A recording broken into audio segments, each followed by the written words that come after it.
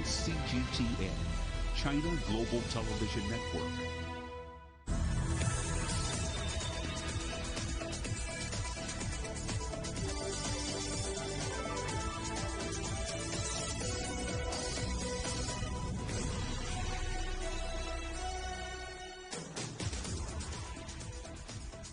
Hello and welcome to Global Business Europe, live from CGTN in London. I'm Juliette Mann. And I'm Robin Dwyer. Our top stories. Climate change dominates the agenda as world leaders gather in New York for the annual UN General Assembly. Shares dive in Chinese property developer Evergrande, triggering a global market sell-off. A gunman opens fire on students at a Russian university, killing 8 people and wounding more than 20. Germany's final election debate seen as another win for the Social Democrat Olaf Scholz, emerging as a clear front-runner. And mission accomplished. China's cargo spacecraft Tianzhou-3 successfully docks in orbit with the space station. Around 100 world leaders are attending the 76th United Nations General Assembly, with the climate change crisis likely to dominate. In the days leading up to the gathering in New York, the UN Secretary-General Antonio Guterres warned that we are on the verge of the abyss and cannot afford a step in the wrong direction.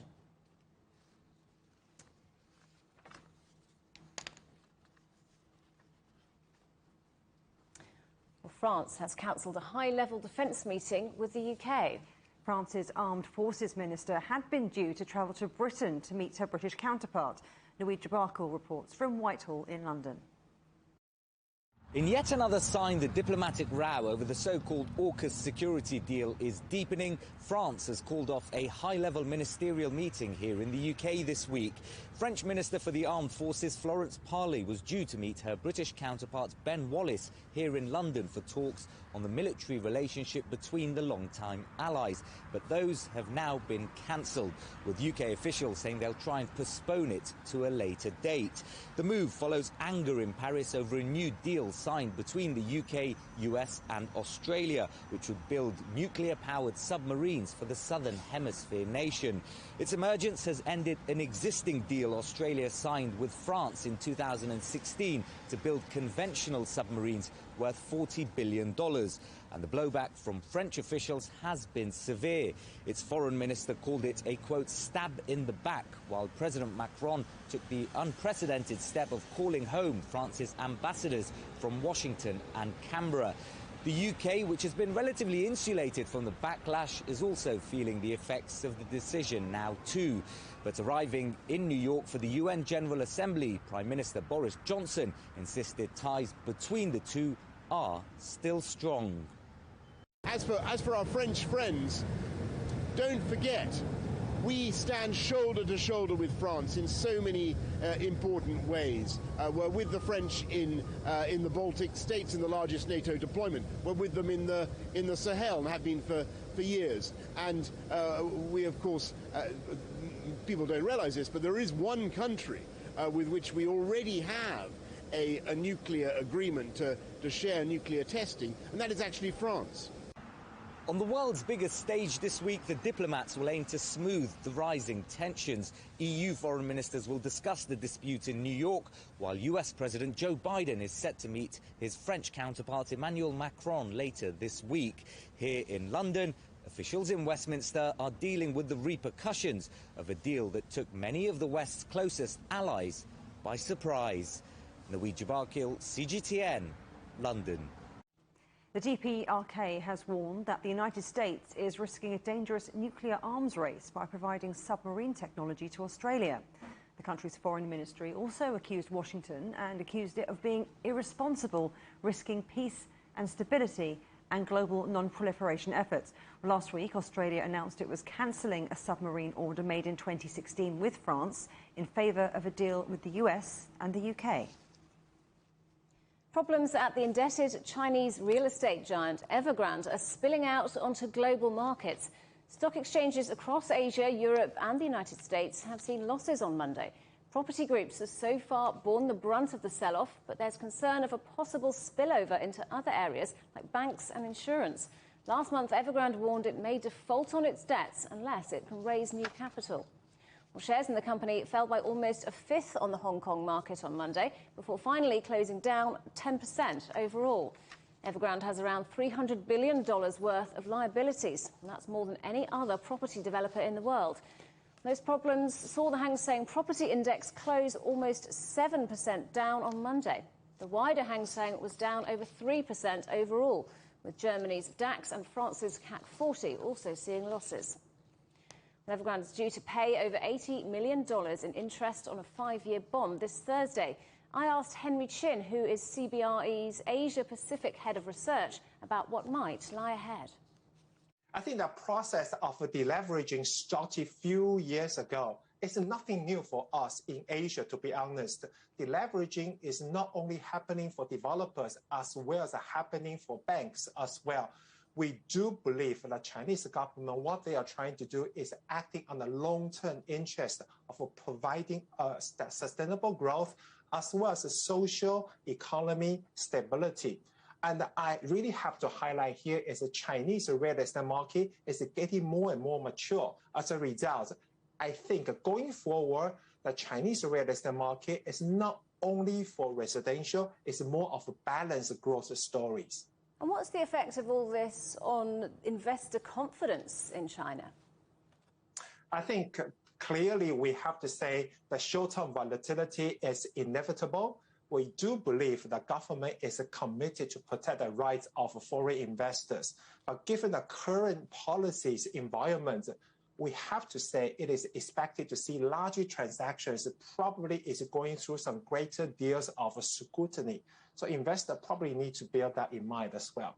But based on how we daily interaction with the clients, both the foreign investors as well as the domestic investors, I think clearly those investors are continuing to focus on China real estate market, particularly Beijing, Shanghai, and Shenzhen.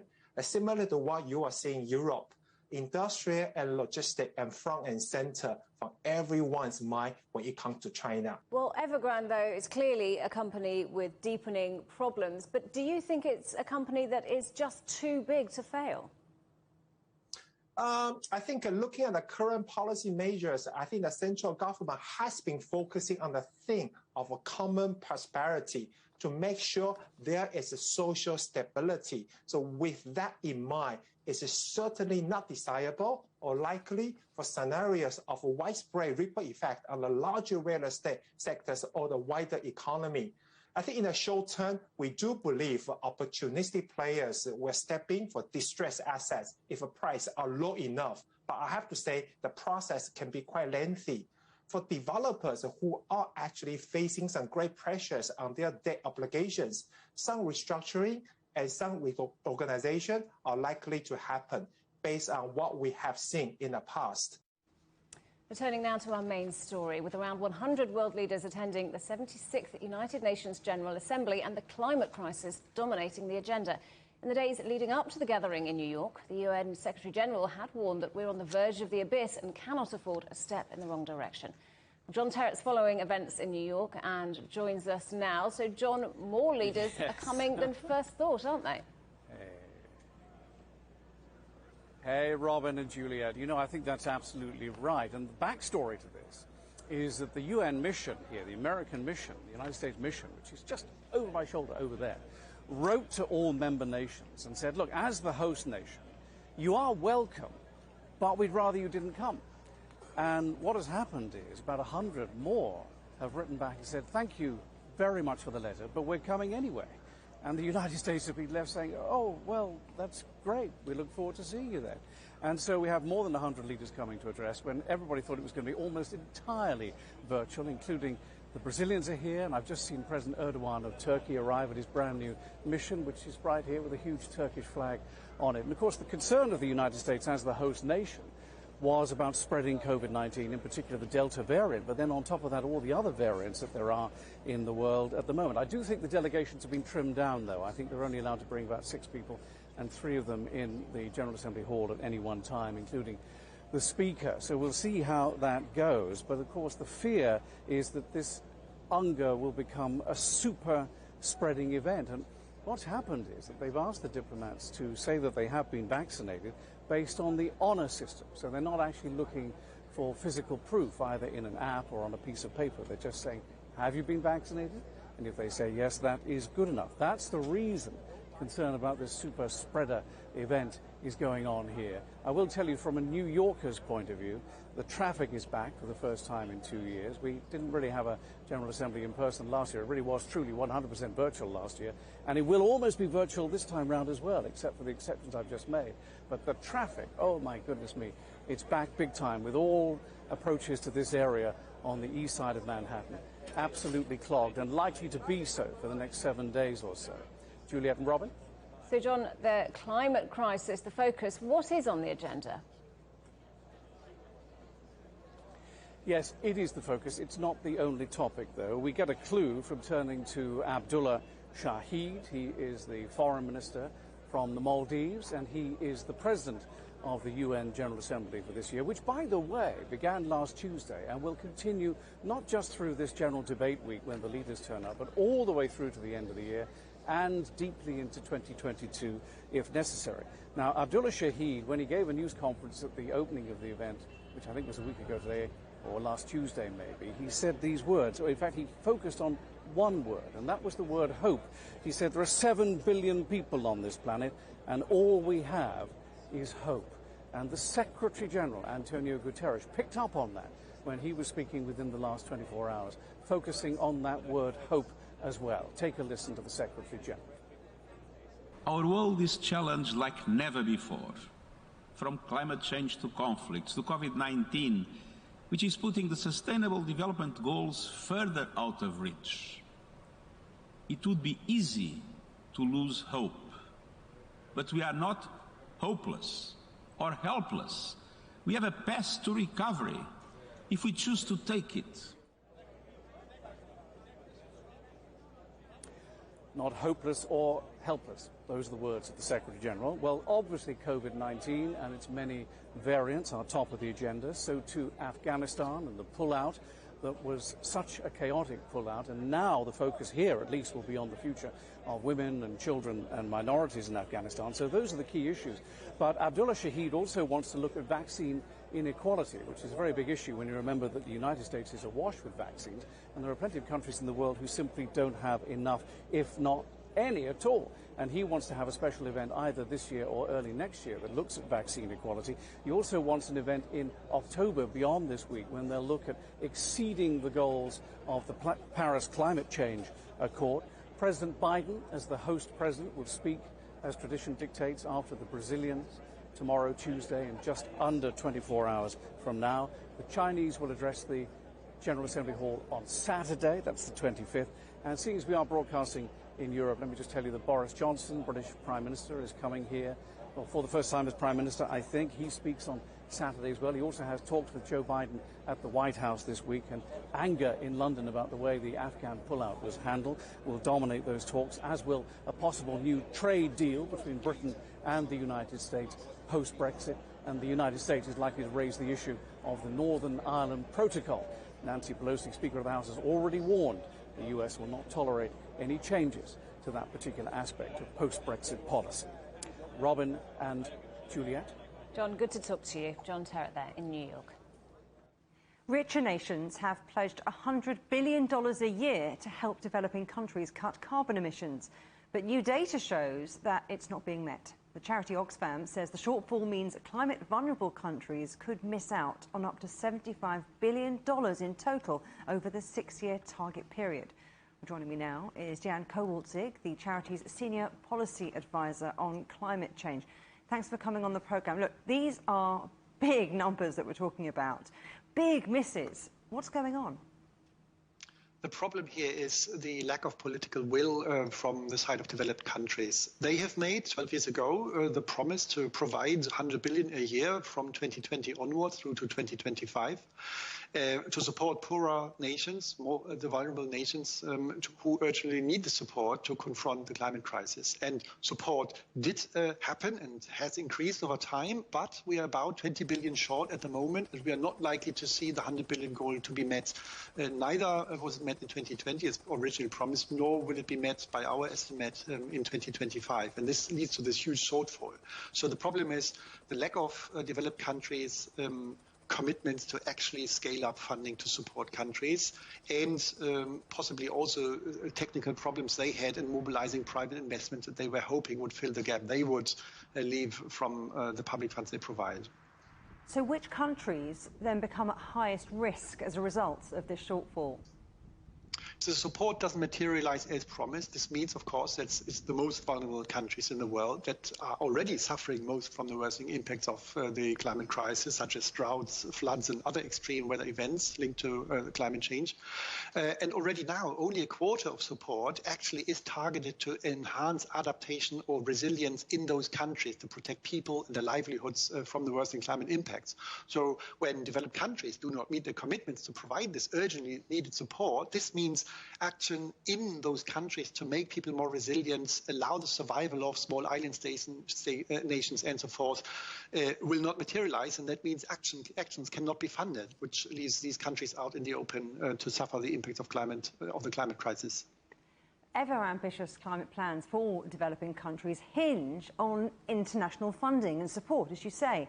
But since Oxfam's projections say that wealthy nations are going to continue to fall short on their pledges, is there an argument to lower the targets in the first place so that they can be met? No, of course not, because these targets were set in 2009, and we already know they are outdated when it comes to the needs of the developing countries in confronting the climate crisis. So the needs are much higher than this 100 billion target. So lowering this target even further may mean, yes, maybe they meet the target that they have just lowered, but of course this doesn't translate into more action in developing countries that we need so urgently. So what we need is that developed countries step up their act, increase their ambition, redouble their pledges, and make sure that they present a roadmap to meeting the goal no later than this year's UN annual climate gathering that will happen in Glasgow later this year. So that's the moment when we will need to see the truth if this target is ever going to be met. The United States, Canada and Germany, they've all increased their pledges and commitments. More commitments were made at G7 to narrow the funding gap. So what more would you like to see? And does that include changes to how the climate finance is then allocated? There's two things that are important here. A, we need to meet this target, and that would require some of the countries to announce pledges how to increase. For instance, Italy is one of the G7 members, and they haven't said anything how they are going to increase climate finance support. But also the support, say, that the United States have pledged to provide is largely seen as inadequate. And so we are also expecting the US to step up their act and provide more funding. And then on the use of the support, yes, you point to the right direction. We need more support going into adaptation, into assisting vulnerable nations to make their societies more resilient against droughts and floods and so forth. At the moment, it's only a quarter of overall support that goes into this sector, but we need to get at least to half of that, half of the overall support, which is, by the way, also asked that UN Secretary General Guterres has asked world leaders to provide. Jan Kowalczyk, inadequate indeed. Thank you very much. Still to come on CGTN. The UK government races to protect consumers and save energy companies being squeezed by soaring gas prices.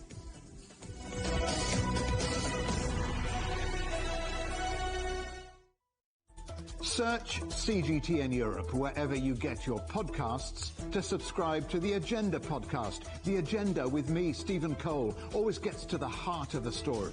Just subscribe today and listen now. Covering the world from 4 continents. A new horizon. Teams in Beijing, Washington, D.C., Nairobi, and London. Who connect, interact, and inquire to bring you the stories that matter to all. The Link, only on CGTN. Facing the unknown is always difficult. In a world in turmoil, it's easy to lose orientation. But when the storms come, we have to see the possibilities. Reinvent. Find new opportunities. Discover a path forward. CGTN. See the difference.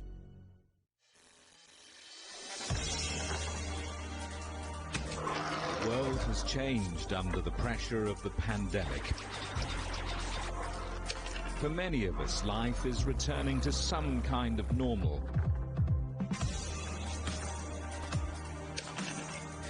As we're adapting to changes in all of our lives, let Global Business Europe be your guide to the new normal. Join us weekdays on CGTN.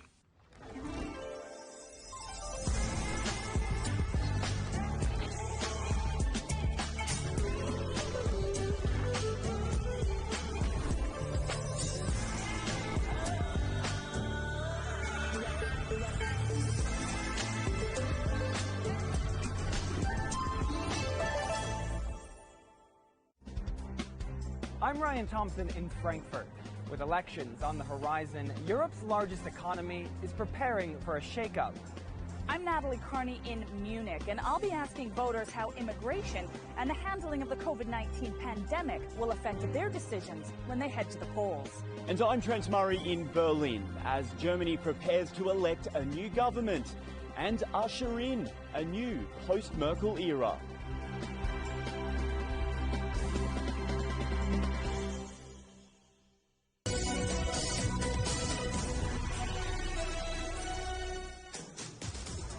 Welcome back. Do remember that CGTN is available to watch for free on all the major digital platforms. On Smart TV or online on Roku, Apple TV, Amazon Fire and Android TV, YouTube and Dailymotion, CGTN.com and the CGTN app. And in the UK, we're available 24 hours a day on Freeview. Pfizer and its German partner BioNTech have announced positive results in the latest trial of their COVID-19 vaccine in children aged 5 to 11. More than 2,000 children took part and were given 2 small doses. And according to findings, the vaccine is safe, well tolerated and producing a robust neutralizing antibody response.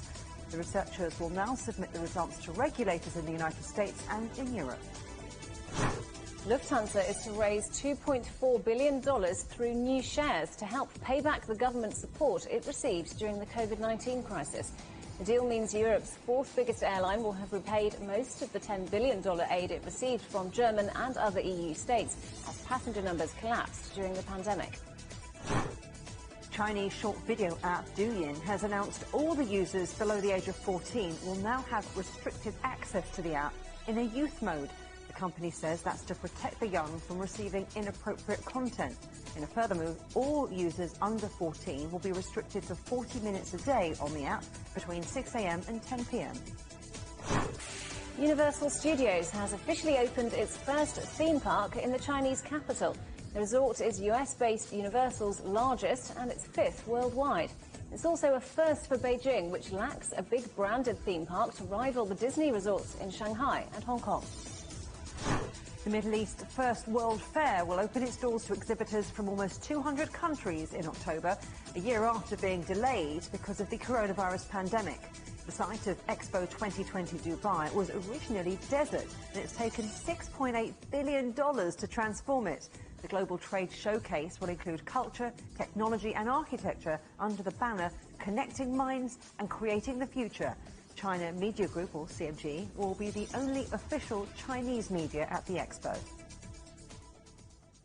UK energy companies are asking the government for financial support as they take on customers from their failed competitors. A sharp rise in energy costs has seen some suppliers squeezed out of the market as government-mandated price caps mean wholesale cost increases can't be passed on to consumers. Guy Henderson has the latest. The government is continuing to hold a series of crisis meetings after businesses up and down the UK had expressed concern about how they were going to continue to access the natural gas they need to operate their businesses. And one plan that reportedly may emerge from those discussions is as follows. Firstly, the government would allow up to dozens of smaller natural gas providers to collapse. They are only legally allowed to raise bills for consumers up to a certain level, but neither would they have deep enough pockets financially to suck up the extra cost of buying that gas at wholesale in the first place. The government would then provide emergency loans to some of the larger natural gas providers that survive in order to persuade them to take on otherwise unprofitable business in the form of those customers who would come over from those smaller collapsing providers. The knock-on effect there, of course, would be that those businesses would then be able to continue to access that gas and would be able to continue to operate. Separately, we understand the government may also be looking at providing emergency subsidies for some of the big UK fertiliser producers who have stopped production because it's become unprofitable, again on account of those higher natural gas prices.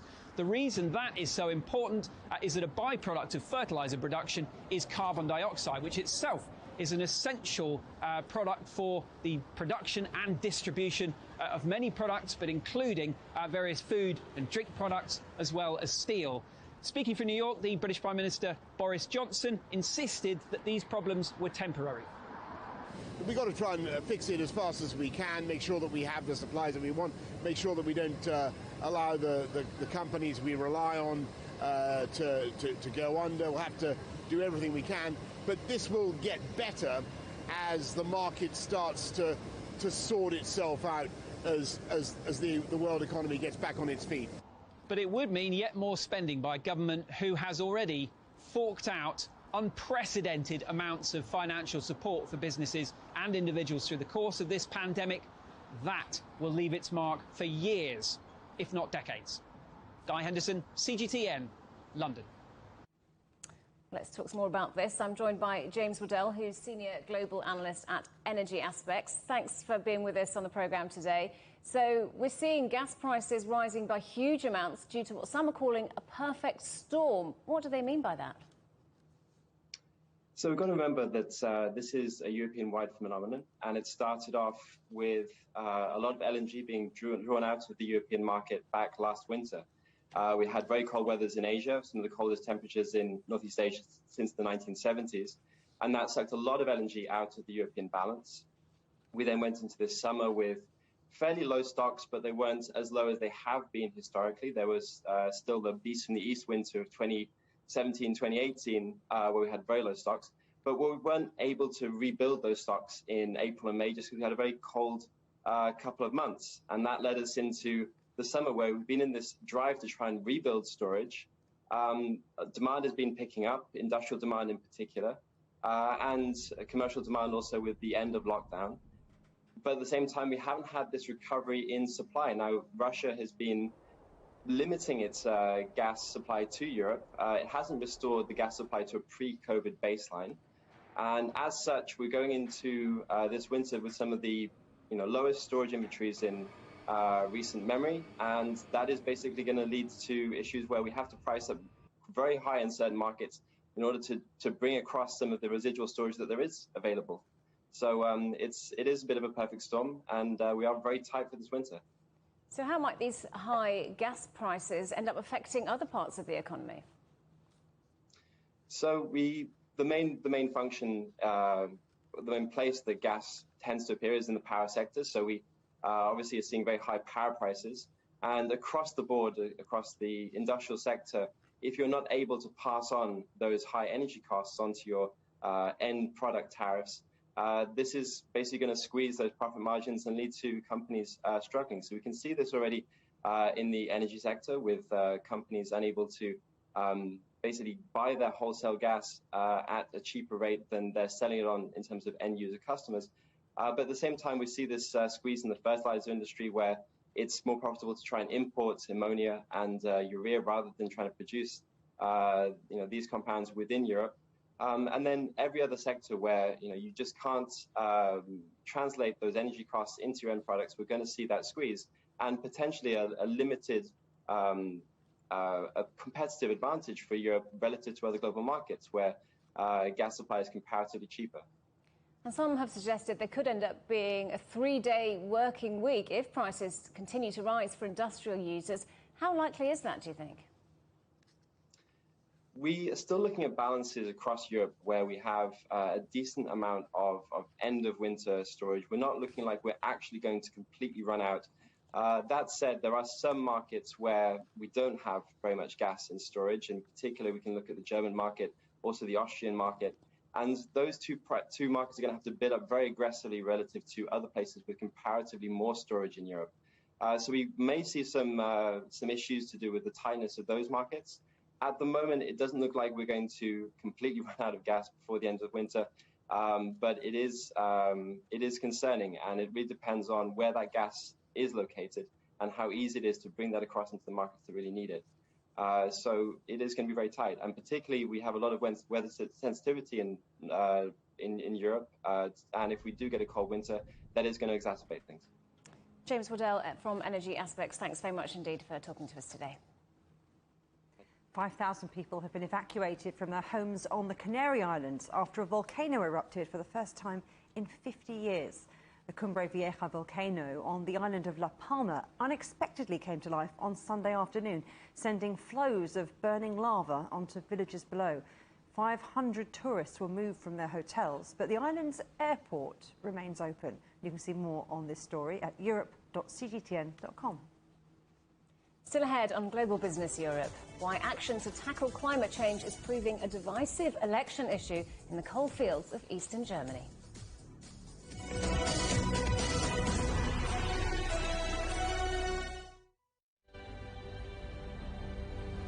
The EU's digital COVID certificate, which offers the promise of unlocking hassle-free travel around Europe this summer. In less than 2 weeks' time, the Czech border will also open to all EU and Serbian citizens. 4.4 million Hungarians received their first dose of COVID vaccine. 18 and over can receive a COVID-19 vaccination, but it does come with conditions. Third wave will probably take longer to emerge. This vaccination centre is part of a massive effort to try and drive down the numbers of the new variant that was first identified in India.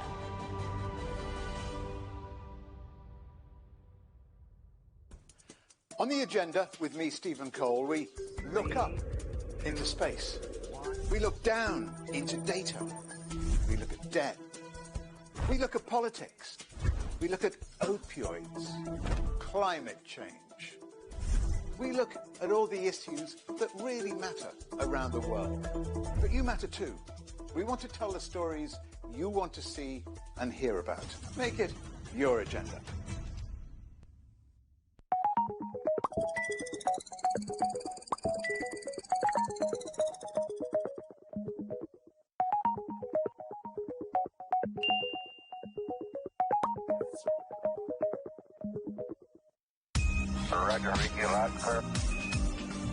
We can try out the wild and crazy ideas. Nothing can stop an idea whose time is coming. This idea is coming. I actually feel quite comfortable in isolation. We should all be very basic when we're trying to save the world. Oh, no. We hope it will happen. We have to live in hope. The agreement is signed. But what is the real deal now the UK has left the EU? For trade, for business, for the city, for ordinary people. Make sense of Brexit with CGTN.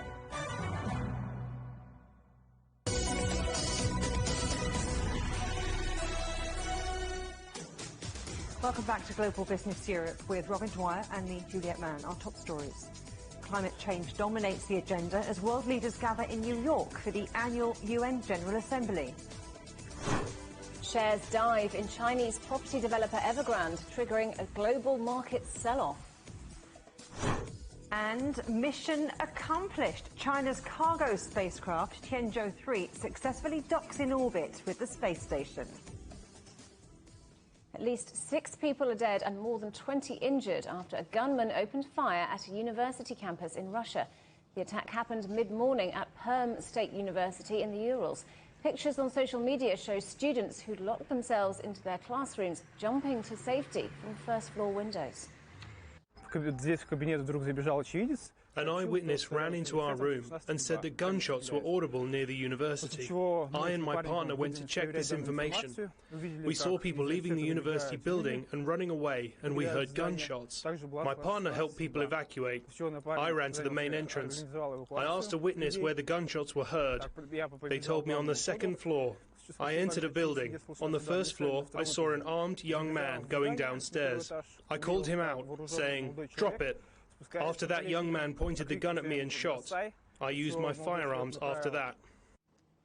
Staying in Russia, and the United Russia Party of President Vladimir Putin looks to be on course for victory in parliamentary elections. Early signs are that the party's won a clear majority of the votes counted so far and is polling well ahead of its nearest rival, the Communist Party. But watchdogs claim there's widespread evidence of ballot fraud and intimidation of vote counters. Let's go to Moscow and join Stuart Smith. Stuart, has the count finished yet?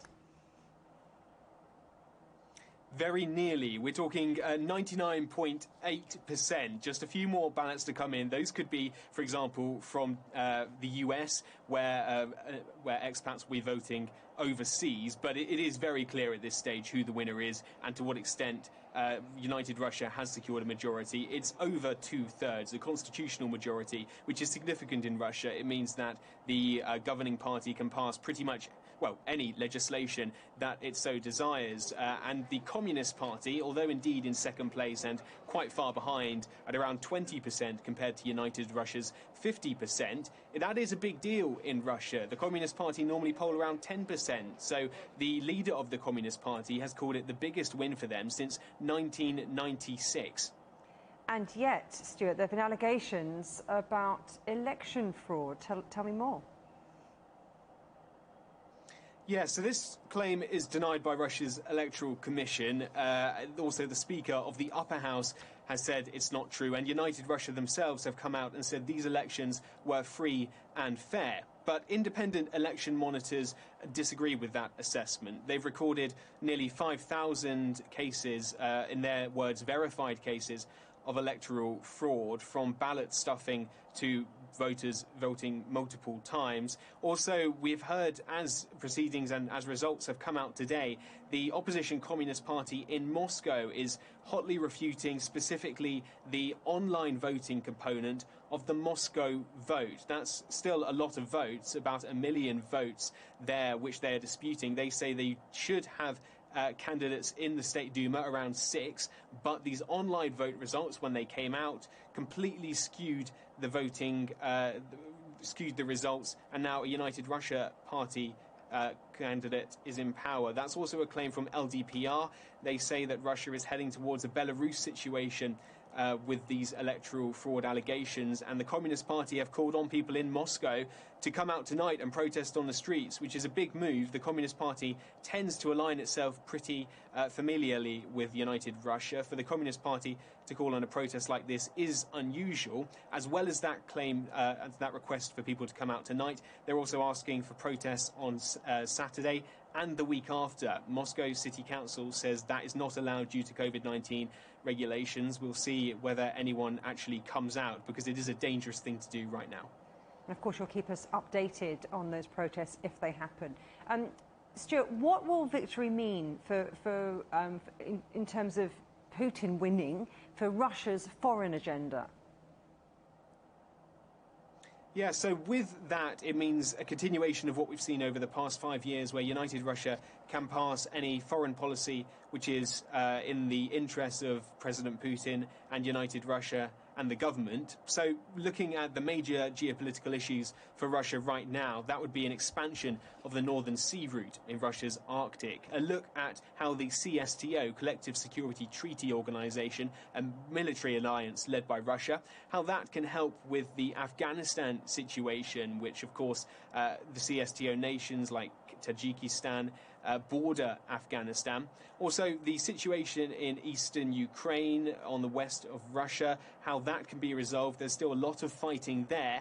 And also how Belarus may become more intertwined with Russian politics. Alexander Lukashenko, the president of Belarus, recently signed 27 new decrees with President Putin, creating a stronger bond between Belarus and Russia.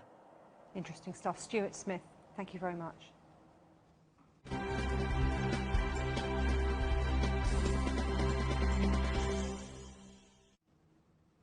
Who will be Germany's next Chancellor? Ahead of next Sunday's general election, the 3 potential successors to Angela Merkel faced off for their last television debate on Sunday night. Ryan Thompson is in Frankfurt. So, Ryan, who was the winner in that final debate? According to post-debate polling, it was a very clear victory for the SPD party and their candidate for Chancellor, Olaf Scholz. Of course, he is the current finance minister, and he's really been a dark horse who in the past 2 months has been at the lead of this race. He's taken the reins from Armin Laschet, the CDU candidate, the candidate of Angela Merkel's party, and taken the reins from before that, Annalena Baerbock of the Greens. We saw all sorts of issues come up at the debate, from healthcare to digitalization to, of course, climate change.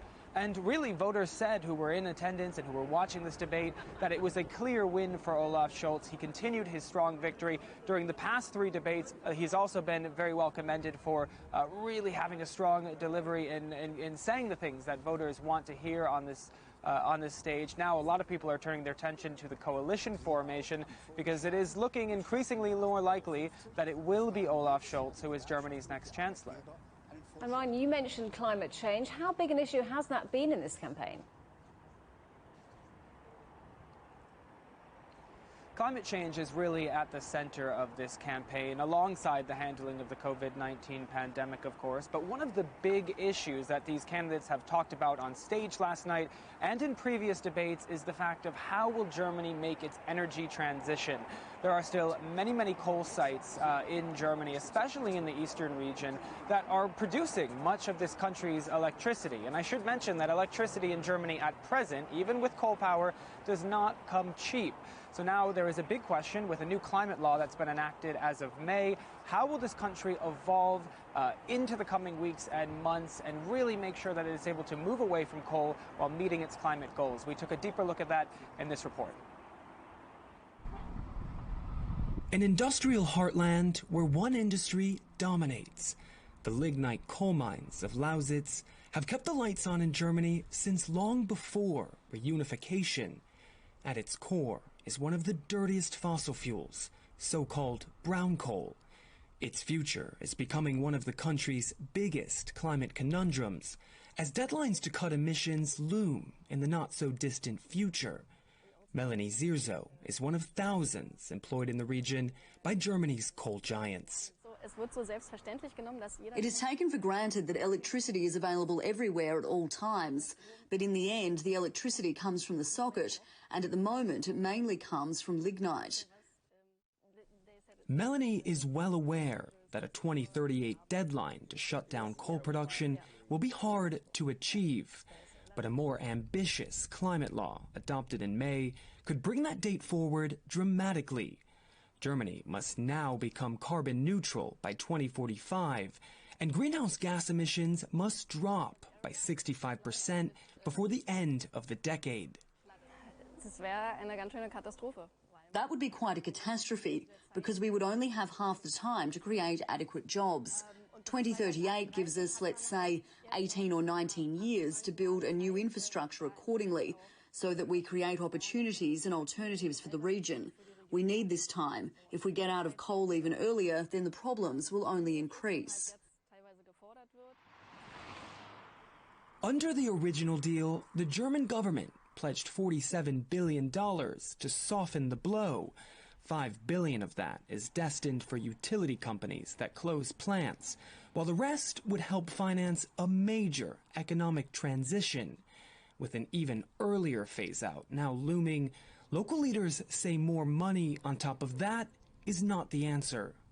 A structural change requires time more than money. We need an attractive mix for business investors to invest in new industrial jobs. That means lower business tax, a better digital infrastructure, also faster permits for industrial installations. Beyond personal livelihoods, there are also questions about whether there's enough green power to keep the country going. Skeptics say it may be impossible to switch over from coal sooner than currently planned. The main reason lies in the fact that renewable construction has slowed, and Germany doesn't have enough wind farms or solar panels to meet the current demand. On top of that, storage facilities for these renewable resources are just not where they need to be. Germany sees itself very much as a leader in climate mitigation, but if we look at the last 10 years, we must admit that we've been lagging behind and slowing down. In the long term, we need to think about storage and storage question. But in the short to mid-term, we can reduce the coal use massively. With elections just around the corner, parties are divided. Climate-conscious Greens are pushing for a quick evolution, while the locally strong Alternative for Germany party says it's more focused on keeping jobs. Those dependent on the industry will be watching closely if the current phase-out plan remains in place.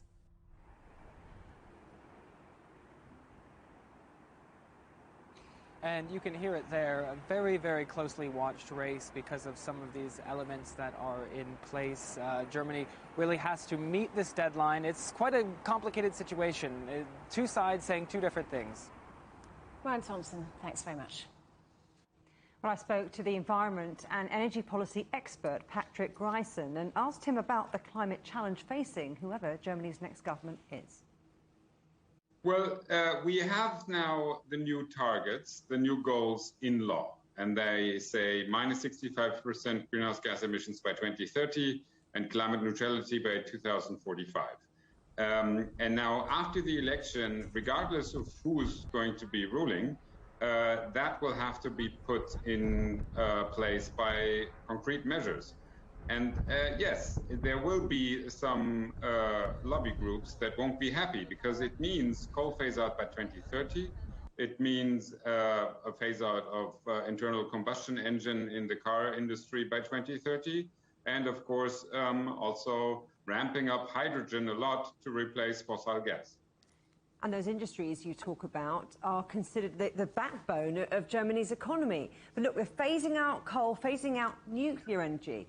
We often talk about Germany as a trailblazer, a leader in Europe's environmental issues, but they're not actually that hot on things like renewables, are they? If you talk to German industry nowadays, they're not married with coal anymore. This is just about speeding up a process they have accepted. What German industry, especially the steel industry, the chemical industry, what they're now calling for is lots and lots of renewables. Because they've understood we need lots of wind and solar power because that's the cheap energy of the future. So in that sense, industry knows that that's what's needed, and we need to speed up those processes. That's the problem of Germany. It takes too long for a new windmill to be built, and that I would consider to be really the challenge that industry is also now calling for from politics. So wind, solar, what would you like to see the next German government do on climate action, and who is most likely to do it? What we need is a tripling in the build-out of renewables. So more wind, more solar, 3 times what we currently have per year from now on. So that's the challenge. Who will be doing that?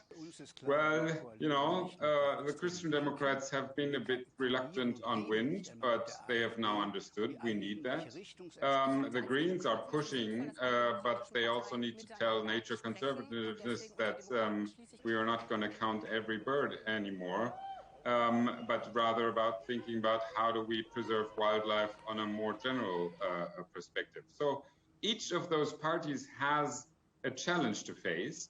And I think it'll be civil society that needs to push regardless of who's ruling. When you consider that climate is such a big part of the election conversation, why are the Greens not gaining more traction? 2 reasons. The other parties are also saying that they're going to be committed on climate issues. So Scholz has been saying he will be the climate chancellor.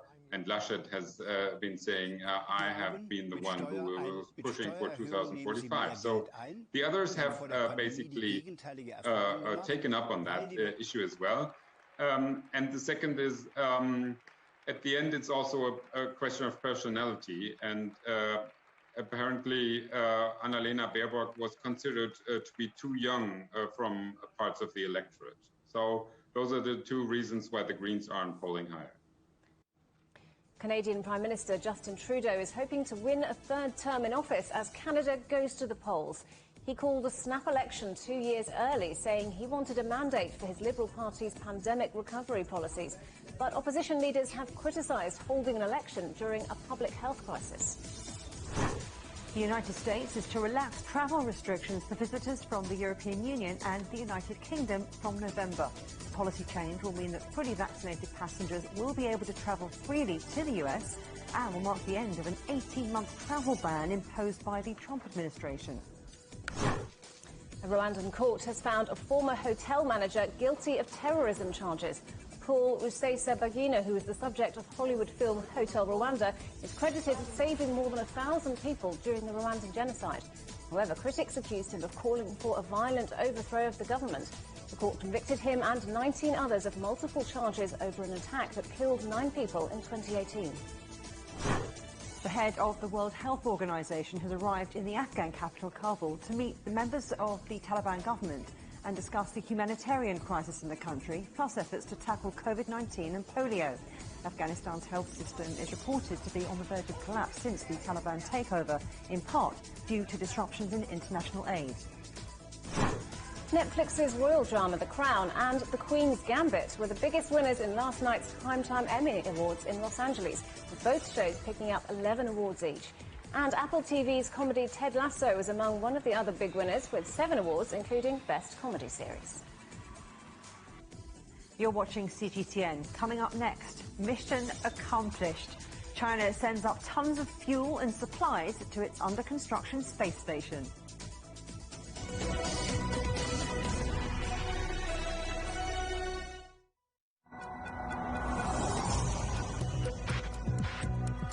Each day, there are millions of stories. Each one can open new perspectives, new possibilities. Wherever you look, we are there.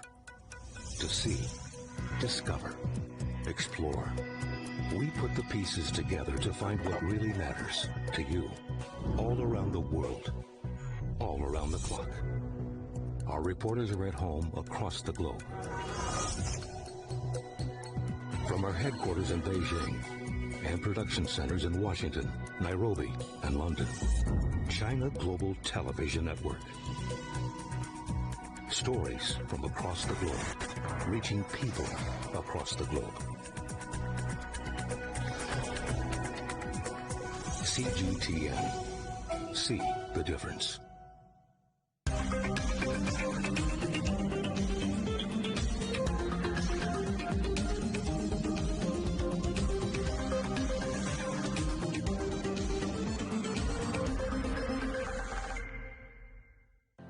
Murray, what would you say is a good question? Stephen, I'd say it's one where there's always more than one answer. The Answers Project is a new podcast series from CGTN Europe. With me, Stephen Cole. And me, Mari Beveridge. In each episode, we'll take a complex question. And with the help of some of the world's foremost experts, shine light on some of the answers. So join us for The Answers Project. Available wherever you get your podcasts.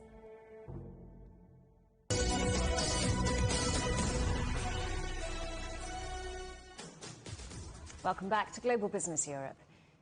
China is another step closer to completing its own space station. Cargo ship Tianzhou 3 has just successfully docked with the core module of the station. Nearly 6 tons of supplies are on board, including water, oxygen, a spacesuit and propellants. This is to prepare for another crewed mission later this year, which will see 3 astronauts staying in orbit for 6 months. China aims to finish building the space station by the end of next year. Well, James Head is a Professor of Geological Sciences at Brown University. Great to see you again. First of all, how important is this launch for China's space program? Well, this is a really critical one because, indeed, you need to resupply the spacecraft and the space station. So having Tianzhou 3 get to the space station with all these supplies, it makes Tiangong really much more successful because you actually have to eat up there, you have to do everything up there. So you need to have supplies, you need scientific experiments, and it's a critical step. I believe it's something like of the order of the 4th out of 11 to complete the space station. So it's very, very important. Well, you said it's 4th out of 11. There are, yes, a few more missions to go until it's really ready to host scientific experiments. But are things on track, then, to be operational by 2022? It sounds very much so. I mean, the astronauts, the taikonauts, just came back a couple of days ago. And indeed, we're already sending up there the resupply.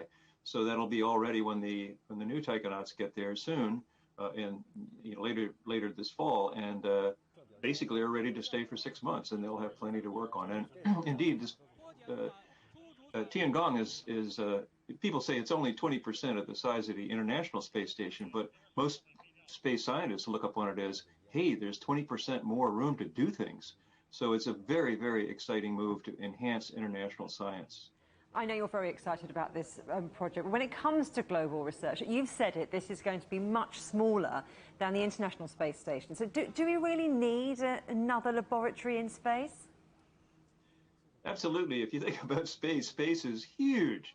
And we need information about looking back down on the Earth, looking up into space, and indeed performing experiments on ourselves as we're in space. The astronauts, the taikonauts, what is it like to be there for long durations so that we can understand how we can stay on the moon and move on to Mars? This is really critical, important. And it takes a lot of different efforts and different approaches to accomplish these major goals of human exploration of the planets.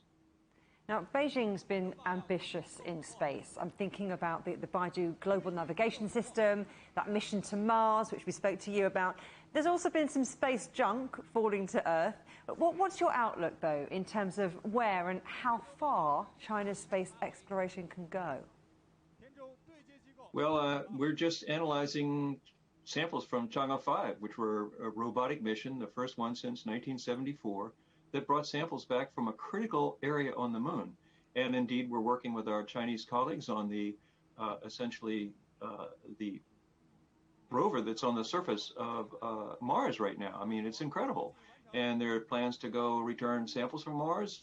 And so there's lots of really important things. And, basically, as in space, infinity is the frontier. And so we have only one place to go, and that's up. Always a pleasure talking to you. James Head at Brown University, thank you very much. Thank you very much. The headlines again. Climate change dominates the agenda as world leaders gather in New York for the annual United Nations General Assembly. Shares dive in Chinese property developer Evergrande, triggering a global market sell-off. Well, that's it for Global Business Europe. Thanks for watching. There is more on all of our stories at europe.cgtn.com, and do follow CGTN Europe on Twitter, Facebook and also on Instagram. Of course, we're on smart TV apps, Roku, Apple TV, Amazon Fire and Android TV, YouTube, Dailymotion, CGTN.com and the CGTN app. And in the UK, 24 hours a day, we're on Freeview.